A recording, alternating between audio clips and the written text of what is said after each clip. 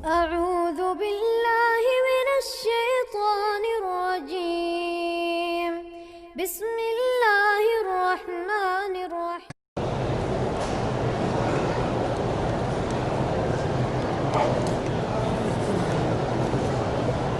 کہتے ہیں جی کہ ایک پیر صاحب ہے ہمارے علاقے میں، وہ کہتے ہیں کہ جب میں مدینہ شریف گیا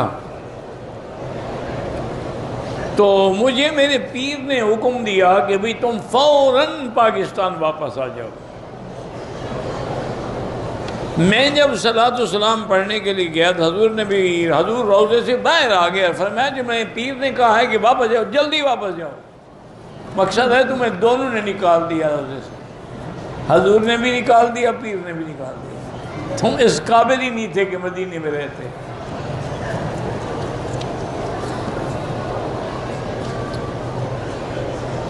کہتے جی کہ کچھ بزرگ پاکستان میں حاملہ عورتوں کو تعویذ دیتے ہیں اور دھاگے دیتے ہیں کہ حمل محفوظ رہے۔ میرا بھائی اگر اس پہ قرآن پڑھتے ہیں یا حدیث پاک کی کوئی دعا پڑھتے ہیں پھر تو ٹھیک ہے۔ پہلے بھی بزرگ ایک قرآن کی آیت لکھ کے دیتے تھے، ان اللہ یمسک السماوات والارض ان تزولا، لیکن اور اگر کوئی انتر منتر پڑھتے ہیں تو ناجائز ہے۔ سب سے بہتر یہ ہے کہ ان دھاگوں کے چکر میں نہ پڑیں، بس اللہ سے دعا مانگتی رہے۔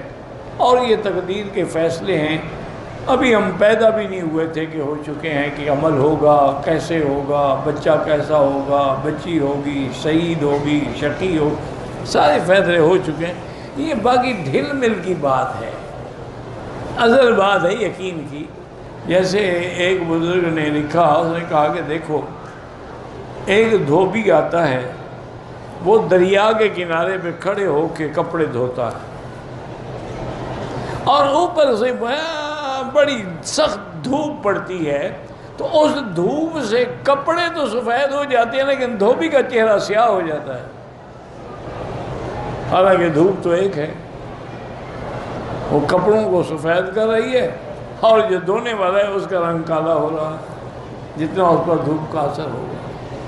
تو اس لیے ہمیشہ یاد رکھیں کہ اصل مسئلہ یہی ہوتا ہے کہ اللہ پر یقین ہو، ایمان ہو، کامل ہو، اور تقدیر پر یقین ہو کہ جو اللہ نے لکھا ہے اس کو کوئی ٹال نہیں سکتا ہے، اور جو مجھے پہنچنا ہے کوئی روک نہیں۔ قُلْ لَن يُصِيبَنَا إِلَّا مَا كَتَبَ اللَّهُ لَنَا هُوَ مَوْلَانَا وَعَلَى اللَّهِ فَلْيَتَوَكَّلِ الْمُؤْمِنُونَ۔ تو اگر عقیدے صحیح ہو جائے نا جی تو بہت سارے مشکلات حل ہو جاتی ہیں پھر اور اگر آدمی ڈھل مل یقین ہو تو کبھی اس پیر کے دروازے پہ، کبھی اس پیر کے دروازے پہ۔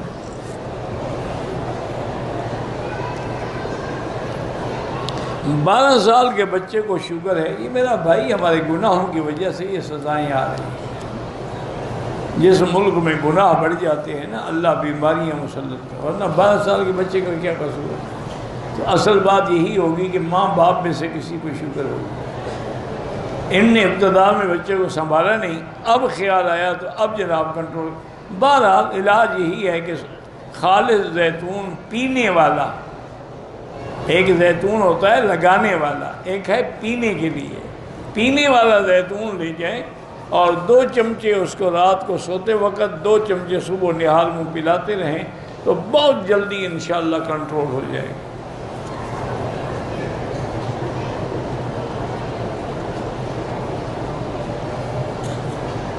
کہتے ہیں میرے 2 بیٹی ہیں، ایک بیٹی ہے، بیٹیوں کے نام عرفات اور مزدلفہ ہے، بیٹی کا نام منہ ہے، ٹھیک ہے، تو باقی کوئی اللہ بیٹا دے تو پھر اس کا نام وہ شیطان والا رکھو گے جمرات، باقی تو وہی بچ گیا نا، منہ بھی آ گیا، مزدلفہ بھی آ گیا، عرفات بھی آ گیا، باقی بچ گیا شیطان۔ انا للہ، جو مرضی ہے رکھو بھائی، نام کا کیا ہے۔ لکڑی کے بنے ہوئے جا نماز تخت پوش، ہاں نماز ہو جاتی ہے لیکن بلا وجہ اونچے کھڑے ہونے کی کیا ضرورت ہے؟ اللہ نے ہمارے لیے زمین بنائی ہے سجدے کے لیے، لکڑی تو نہیں بنائی۔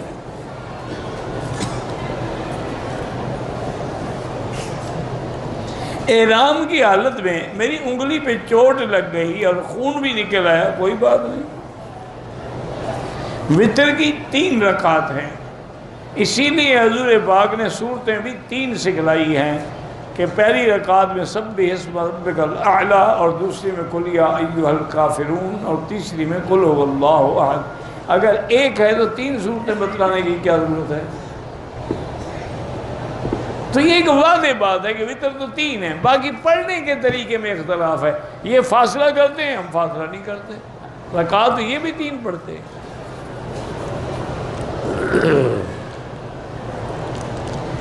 15 رمضان کو ہم نے عید کا فطرانہ دے دیا، وہ فطرانہ نہیں ہے۔ فطرانہ عید سے 1 دن پہلے یا عید والے دن، اس سے پہلے فطرانہ زیادہ سے زیادہ 2 دن پہلے، وہ جو آپ نے دیا وہ خیرات ہو گئی۔ مولانا زبیر صاحب کی اللہ ان کی شفاء کاملہ صحت عاجلہ عطا فرمائے۔ جو لوگ شیعہ کا جنازہ پڑھتے ہیں ان کا نکاح رہ جاتے ہیں، ہاں نکاح تو رہ جاتا ہے، لیکن بہتر ہے کہ نہ پڑھا کرے۔ اس کی وجہ یہ ہے کہ شیعہ کئی قسم کے ہیں، کیا پتہ جس تم نے جنازہ پڑھا ہے وہ کون ہے، کیسا شیعہ ہے، کٹر شیعہ ہے، آدھا شیعہ ہے، پکا شیعہ ہے، سبی شیعہ ہے، غالی شیعہ ہے، وہ کیا بلا ہے، اس لیے بہتر ہے کہ پڑھو ہی نہیں۔ ایک مولوی صاحب تھے، میرے دوست تھے، اللہ عالم مدت ہو گئی ملاقات ہی نہیں ہوئی۔ وہ کہنے لگا مکی صاحب میرے ساتھ عجیب تماشا ہوا کہ میں ایک شیعہ کے جنازے میں پھنس گیا، وہ علاقے کا بہت بڑا زمیندار تھا، اور اگر میں جنازے میں شریک نہ ہوتا تو پھر وہ پوری اس کی جو برادری ہے وہ میری مخالف ہو جاتی۔ پھر میں نے کہا کیا کیا؟ انہوں نے کہا میں جا کے بغیر وضو کھڑا ہو گیا، اور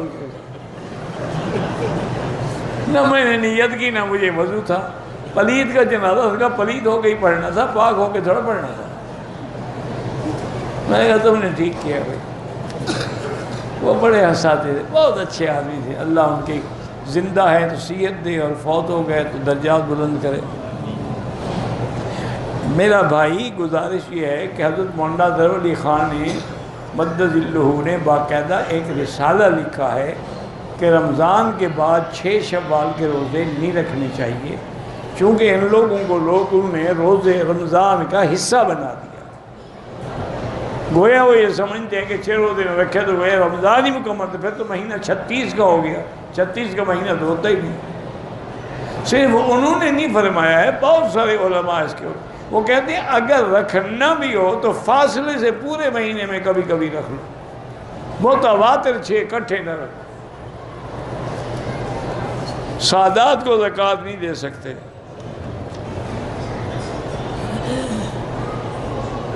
میرا ایک دوست کینیڈا میں ہے، اس کی وہاں بغیر نکاح کے ایک بیٹی ہے، بہرحال بیٹی تو اس کی ہے نا، اس کو لے لے، تاکہ جس طرح تم نے اس کی ماں کے ساتھ بغیر نکاح کے سب کچھ کر لیا، کہیں تمہاری بیٹی اسی کا شکار نہ ہو جائے۔ اس کو لے لو، اس کو مسلمان کرو اور اس کی حفاظت کرو۔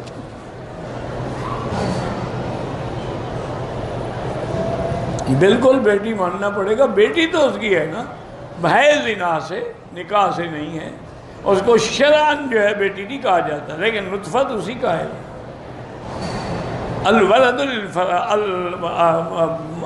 ولد جو ہے اس کے لیے ہے جس کا نکاح ہو۔ دعا کر سکتے ہیں، توبہ کریں، اور توبہ کا حل یہی ہے اس بچی کو اپنائیں اور اس کو علمی صحبت دیں، دینی صحبت دیں، تاکہ وہ مسلمان ہو۔ پھر اس کا کسی مسلمان اچھے سے نکاح کر دیں، تاکہ وہ آئندہ تمہارا گناہ جو ہے وہ جاری نہ رہے۔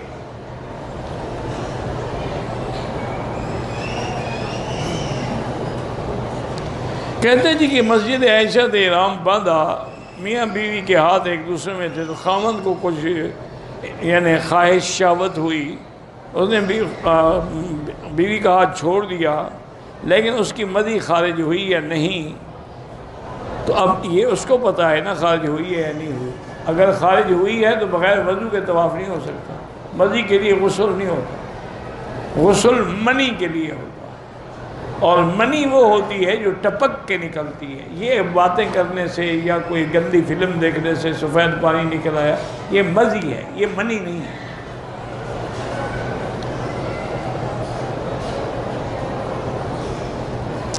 میں پہلی دفعہ عمرے پہ آیا ہوں، طواف میں عورتیں بے پرد ہیں، تو تم نہ کیا کرو طواف، دور بیٹھ کے قرآن پڑھتے رہو، بس کوئی مسئلہ نہیں، یا پھر اوپر طواف کرو، کوئی کچھ نہیں ہوگا، اور جہاں بھی طواف کرو اگر نظر نیچے رکھو گے انشاءاللہ کچھ بھی نہیں ہوگا، نظر بر قدم،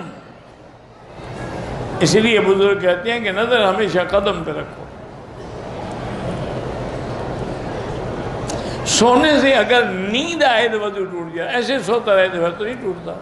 اب تمہیں کیا بتاؤ ایسے سو رہا تھا یا نیند تھی؟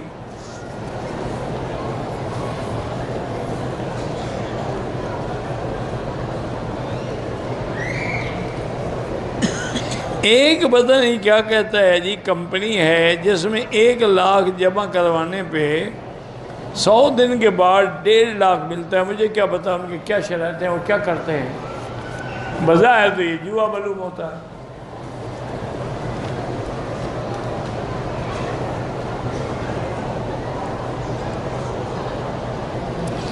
بچہ پیدا ہو تو عقیقہ جو ہے 7ویں دن یا 14ویں دن، بکرا جو ہے وہ دوسرے سال میں ہو، وہی جو قربانی میں لگتا ہے۔ لڑکی ہو تو 1، لڑکا ہو تو 2 بکرے۔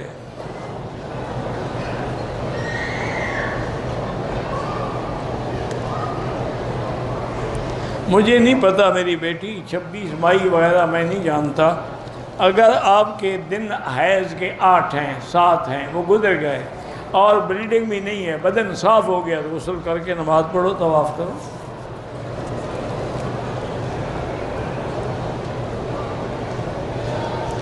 اگر لڑکا اور لڑکی کا رشتہ ہو جائے، رشتہ ہونے سے کچھ نہیں ہوتا، نہ منگنی ہونے سے کچھ ہوتا، جب تک نکاح نہ ہو کوئی رشتہ نہیں، وہ زبانی کلامی بات ہے۔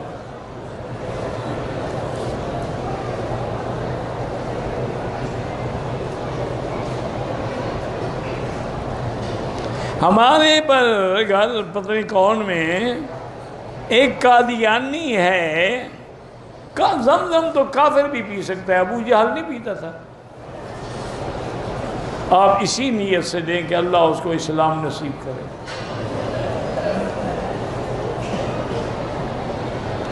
جتنا کعبے کے قریب ہو کے طواف کرے گا زیادہ اثر ہے اور زیادہ ثواب ہے۔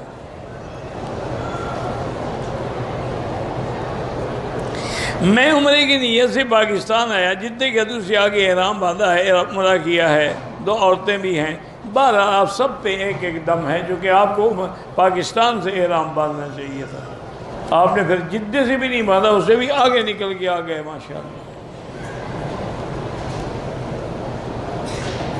ایک آدمی نے حالت احرام میں میرے ہاتھ پہ خوشبو لگا دی، میں نے اسی وقت صاف کر دی، ٹھیک ہے کچھ نہیں ہے۔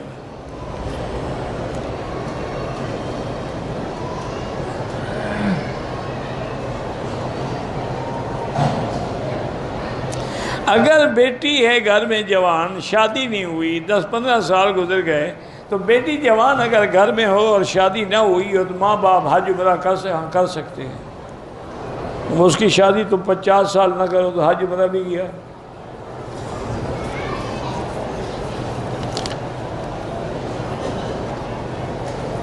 ہم پہلی دفعہ عمرے کے لیے آئے ہیں، ہم پہ دم ہو گیا ہے،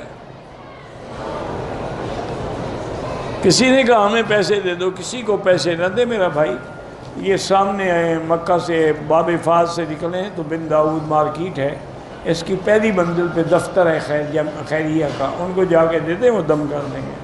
ایسے پیسے لینے والے انشاءاللہ کھا جائیں گے، دم نہیں دیں گے۔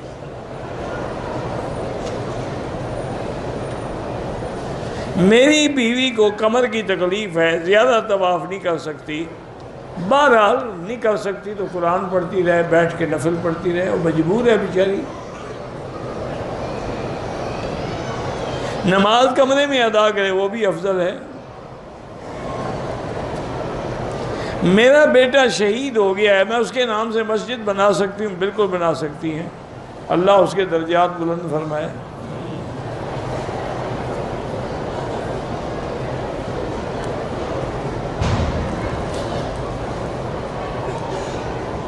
کہتا ہے کہ مکی صاحب نے تقریر میں کہا ہے کہ جو خدا زمین پہ اتر آئے مصطفیٰ، پہلے تو آپ نے لکھا ہی غلط ہے۔ شعر جو ہے وہ یہ ہے کہ جو مستوی تھا عرش پہ خدا ہو کر، اتر پڑا ہے مدینے میں مصطفیٰ ہو کر۔ تو بعض علماء کہتے ہیں کہ احمد رضا کا اپنا شعر ہے، بعض کہتے ہیں کہ نہیں، ان کے ایک ماننے والے احمد یار گڑی والے تھے، ان کا شعر، بس کسی کا بھی ہو شعر کفر ہے۔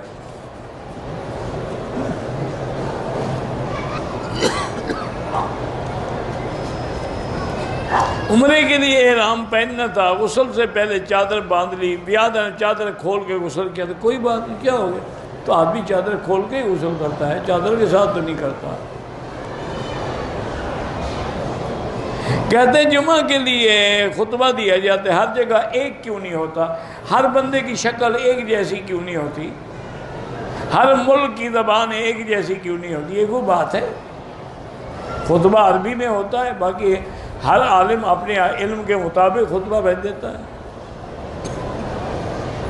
نماز فجر سے پہلے تہجد کی نفل پڑھیں یا عبادت، بہرحال تہجد پڑھنا بھی افضل ہے، اشراق تک بیٹھ کے اشراق پڑھنا بھی افضل ہے۔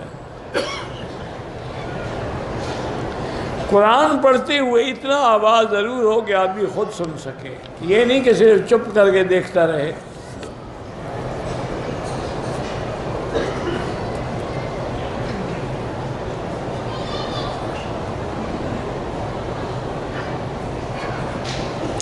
کہتے ہیں جی کہ ایک مفتی صاحب ہیں، وہ کہتے ہیں کہ پہلے وقت میں سب لوگوں کو خانہ کعبے کی اندر سے زیارت کروائی جاتی تھی۔ جب حضرت علی کی ماں خانہ کعبے کی زیارت کے لیے اندر گئی تو وہاں آپ کو تکلیف ہوئی، آپ پیدائش خانہ کعبے کے اندر، مقصد ہے کہ پہلے کھلا ہوتا تھا، اللہ عالم جی ہمیں تو پتہ نہیں ہے، یہ واقعہ تو غلط ہے۔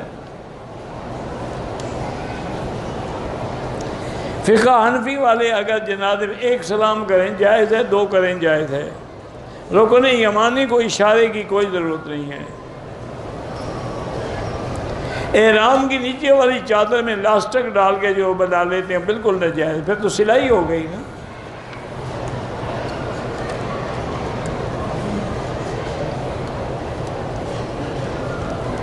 کہتے ہیں کہ آج کل علماء جو ہیں نماز روزے کا پابند تو کرتے ہیں، جہاد کے لیے محنت نہیں کرتے، تو آپ کر لینا، کچھ کام اپنے ذمہ بھی لگا لو، سارا مولویوں کے ذمہ نہ رکھو، چلو دین کا وہ کر رہے ہیں، جہاد کا تم کر لو، کام ٹھیک ہو جائے گا۔ اعتراض کرنا تو بڑا آسان ہے نا۔ وطر تین ہی ہوتے ہیں میرا بھائی۔ ایک چھوٹی نصیحت کریں، قرآن و سنت پہ ہمیشہ عمل کریں۔ عمرہ مکمل کیا، بال نہیں کٹوائے، کہتے ہیں بکرا دے دوں گا، یہ تو گناہ ہے، تمہارا منشا ہے کہ بکرا دے دو گے؟ تمہارے بال نعوذ باللہ انبیاء کے بالوں سے زیادہ قیمتی ہے، فوراً اس طرح پھرواؤ اور توبہ بھی کرو اور دب بھی دو۔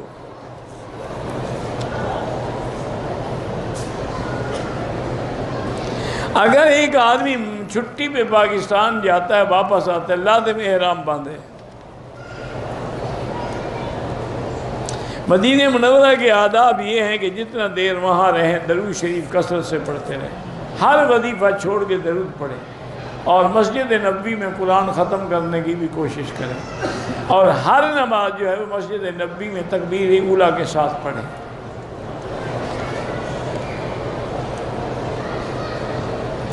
مجھے مسجد نبوی سے ایک انگوٹھی ملی ہے، اس کو خیرات کر دو۔ استخارے کا کیا، 2 رکعت پڑھ کے دعا استخارہ کریں۔ اگر آپ حنفی امام کے پیچھے پڑھیں گے یا علیحدہ وتر پڑھیں وہ بھی جائز ہیں۔ طواف کے 2 رکعت جو ہیں وہ فجر کے بعد نہ پڑھیں، سورج نکلنے کے بعد پڑھیں۔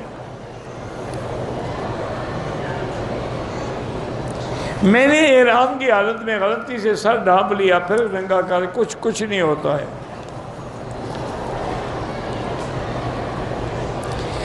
عمرے میں حلقے سے پہلے غلطی سے چپل تبدیل کر دیے، کپڑے بھی بدل دیے، کیا حکم ہے؟ یاد آنے پہ احرام دوبارہ باندھ لیا تو پھر آپ نے دوبارہ باندھ کے حل کرا لیا تو کوئی جرمانہ نہیں ہے۔ اگر رمضان میں ہم آئے ہیں، شوال کا چاند ہمیں مکے میں نظر آ جائے، حج فرض نہیں ہوتا۔ جب رہنے کی اجازت نہیں ہے تو حج کیسے فرض ہوگا؟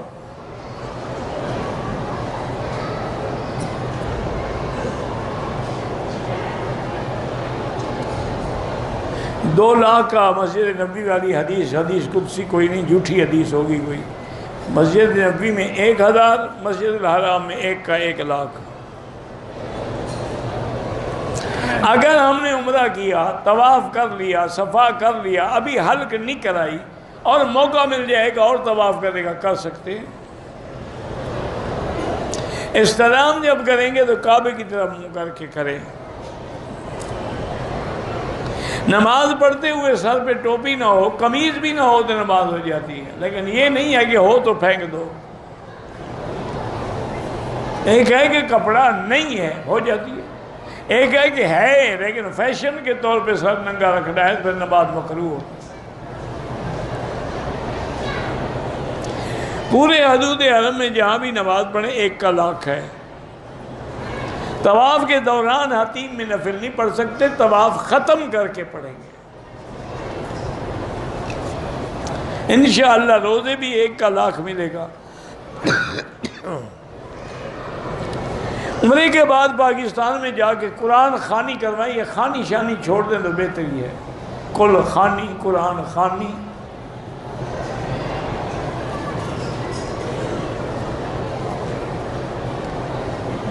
کہتے کہ جب قرآن حدیث میں ایک بات موجود ہے، آپ کہتے ہیں امام ابو حنیفہ کہتے ہیں ہمیں تو کسی نے پڑھایا ہوگا تو ہم اس کا نام لیں گے نا۔ قرآن حدیث ہر آدمی تو نہیں سمجھ سکتا، تو ہمیں جس نے سمجھایا ہم اس کا نام لیں گے۔ 11 رکعت تراویح بھی تھی، لیکن حضرت عمر نے 20 پہ جمع کر دیا اور اجماع ہو گیا۔ 200 صحابہ نے آمین بالجار زور سے کہی، جب 2 لاکھ میں صرف 200 ہی ملے آپ کو نا، باقی تو نہیں ملے، باقی نے تو نہیں کہی نا، تو ہمارا مسئلہ تو پھر بھی ثابت ہو گیا۔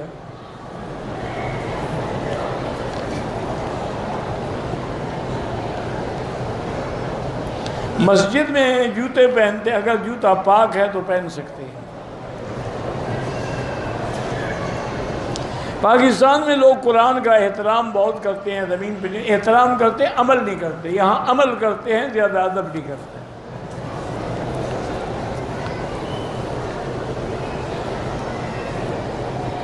وتر پڑھنے کے بعد عمرہ ادا کیا جائے، ادا ہو جائے، بالکل ہو جائے گا۔ میرے 4 بیٹے، 3 کی شادی ہو گئی، الگ رہتے ہیں۔ میں نے ان کو وراثت نہیں دی کیونکہ مجھ سے جھگڑا کر، بالکل وراثت دینی ہوگی، چاہے جھگڑا کریں، چاہے فرما بردار ہوئی یا نافرمان۔ یہ وراثت کا حق ان کو اللہ نے دیا ہے، تم نے نہیں دیا۔ طواف اور صفا مروہ کے بعد ہم نفل ادا کر، کوئی بات نہیں۔ اگر ایک آدمی چل تو سکتا ہے لیکن تھکاوٹ کی وجہ سے ویل چیئر استعمال کر دی، کوئی حرج نہیں انشاءاللہ۔ احرام کی حالت میں کعبۃ اللہ کو چھو لیا جائے، دم نہیں ہوتا لیکن نہیں چھونا چاہیے۔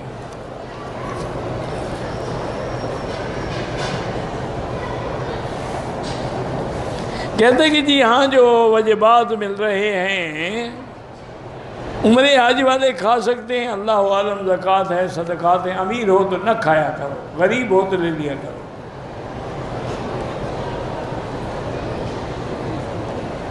کہتے ہیں کہ جی نر کبوتر کو کالے ارکان کے ناف پر رکھتے ہیں، کبوتر تڑپ تڑپ کے مر جائے، اللہ عالم، اگر علاج ہے تو ٹھیک ہے، علاج میں تو جائز ہے۔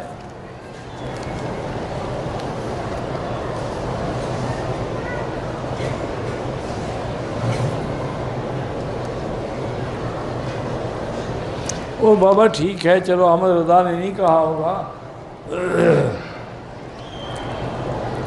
آپ اس کو اعلیٰ حضرت تو کہتے ہیں نا، اس میں تو اختلاف نہیں، تو کسی کو اعلیٰ کہنا جائز ہے۔ یہ تو فرعون نے کہا تھا انا ربکم الاعلیٰ۔ چلو پہلے تم اس کا نام ٹھیک کر لو، شیر میں ڈھونڈ کے دے دوں گا، ملفوظات میں ہے۔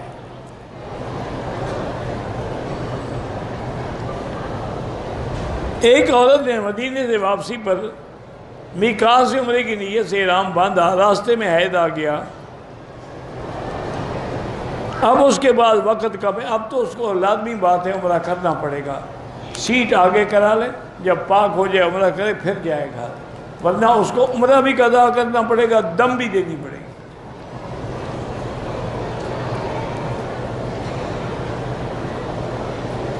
کہتے ہیں کہ آج کل یوٹیوب پر ایک آدمی ہے محمد علی مرزا اس کا نام ہے، وہ آپ کو بھی غلط کرے۔ مرزا کا نام بھی تو خطرناک ہے نا،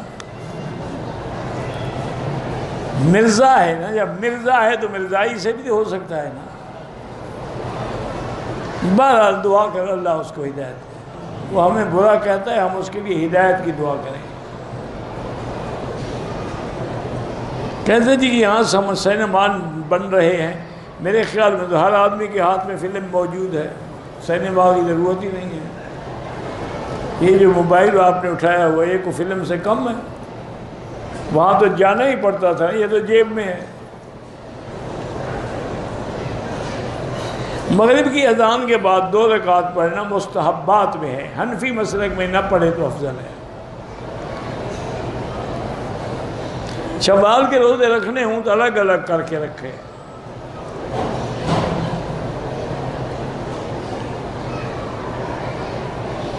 بھئی آپ اگر کمپنی وائز اکاؤنٹ کھلواتے ہیں 1000 اس کے عوض فری منٹ وہ دیتے ہیں، وہ ٹھیک ہے۔ جو لوگ یہ عقیدہ رکھتے ہیں کہ حضور عالم الغیب ہیں اور ہر جگہ حاضر ناظر ہیں، بہرحال وہ کافر ہو جاتے ہیں، اس سے نکاح وغیرہ نہیں ہو سکتا۔ ہوٹلوں پر جو لنگر تقسیم ہوتا ہے یہ غریبوں کے لیے ہے، اگر آپ غریب ہیں تو لے لیا کریں۔ رکن یمانی یمن کی جانب پر حضور نے اس کا ہاتھ بھی پھیرا ہے، استلام بھی فرمایا ہے۔ بہرحال طواف اپنے لیے کریں، پھر دعا کریں کہ یا اللہ اس کا ثواب فلاں آدمی کو عطا فرما۔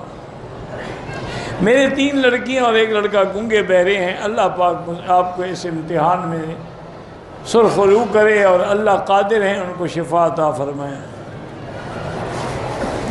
مکے میں رہنے والے ان دنوں میں اگر انہیں حج افراد کرنا ہے تو عمرہ نہ کریں۔ تراویح کی جماعت ہو رہی ہو اور ہم نے فرض نہ پڑھے ہوں، حنبلی مسلک میں تو آپ ان کے پیچھے نیت کر کے کھڑے ہو سکتے ہیں، لیکن امام ابو حنیفہ فرماتے ہیں کہ نہیں، امام قوی ہونا چاہیے نہ کہ مقتدی قوی ہو۔ امام پڑھ رہا ہو سنت اور تم پڑھ رہے ہو فرض۔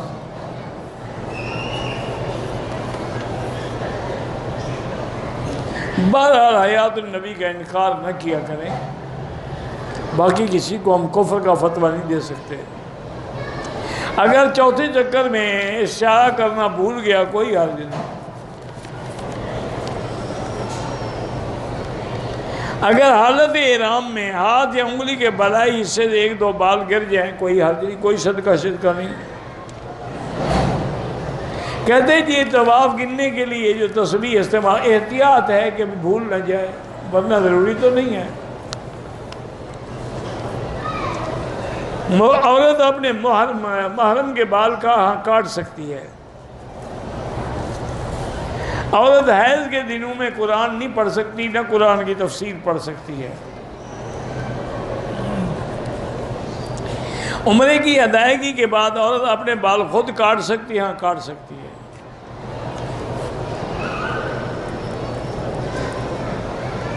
ٹشو سے بھی حالت احرام میں نقاب نہ کریں۔ پاؤں اور ہاتھ کا بھی احرام کا معنی یہی ہے کہ آدمی جو پاؤں اور ہاتھ غلط کام میں استعمال نہ کریں۔ کبوتر چوک پہ نمازیں جو اگر اگلی صف نظر نہیں آتی تو نماز نہیں ہوتی۔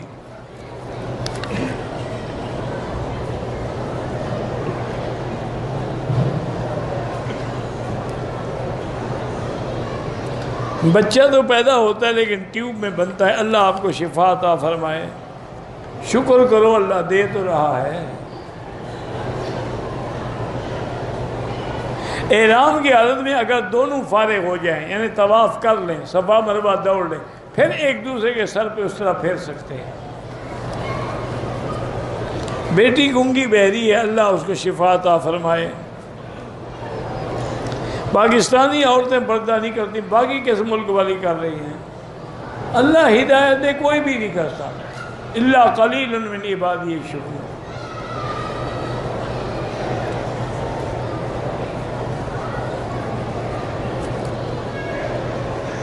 کہتے ہیں جی کہ بعض بریلوی کہتے ہیں قرآن جب کہتا ہے کہ صبر اور نماز کے ساتھ تم مدد پکڑو، تو نماز اور صبر تو غیر اللہ ہے۔ اچھا نماز آپ غیر اللہ کی پڑھتے ہیں؟ واہ بھائی واہ، ہم تو نماز اللہ کی پڑھتی ہیں، لہذا نماز اللہ کی طرف سے ہے، مدد بھی اللہ سے مانگیں گے۔ یہ اچھا معنی ہے کہ صبر اور نماز غیر اللہ ہے، لہذا مدد جائز ہے۔ وہ اچھی نماز ہے جو غیر اللہ کے لیے ہو۔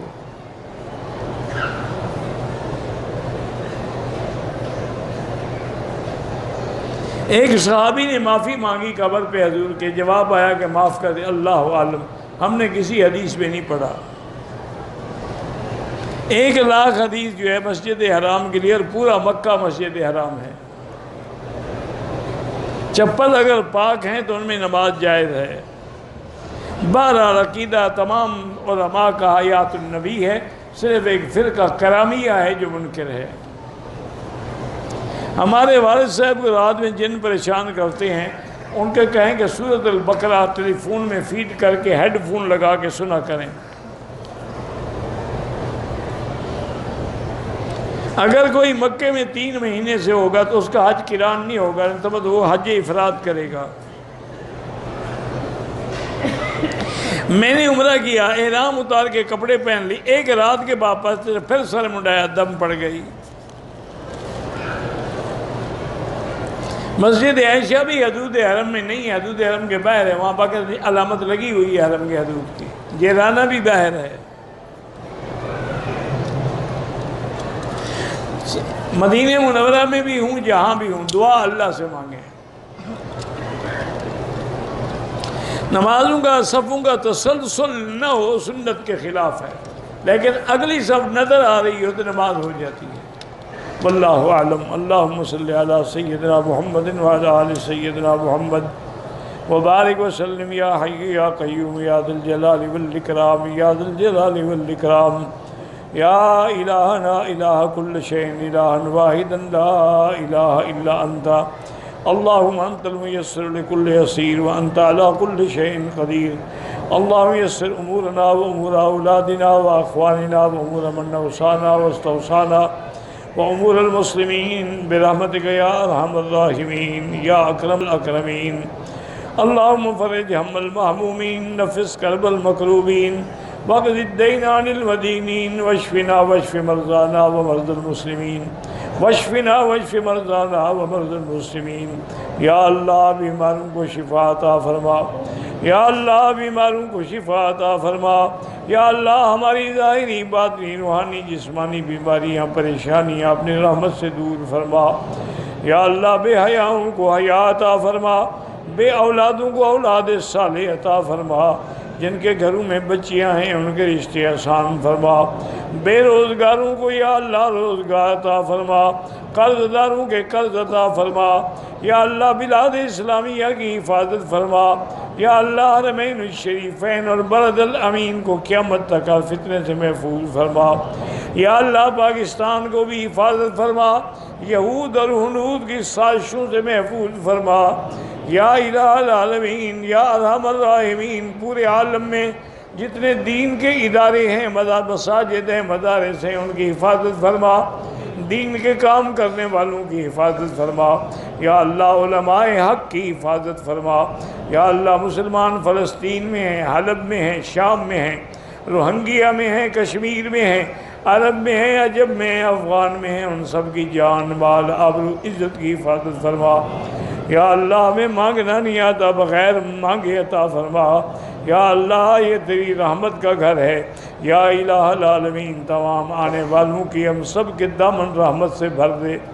یا اللہ کسی کو محروم نہ فرما، یا اللہ کسی کو محروم نہ فرما، یا الہ العالمین تمام آنے والوں کو سب کو حج عمرہ سب قبول اور صحیح معنوں میں صحیح ادا کرنے کی توفیق عطا فرما۔ ربنا آتنا فی الدنیا حسنۃ وفی الآخرۃ حسنۃ وقنا عذاب النار وصلی اللہ تعالی علی خیر خلقہ سیدنا محمد وعلی آلہ واصحابہ اجمعین۔ اللہم صلی علی سیدنا محمد وبارک وسلم۔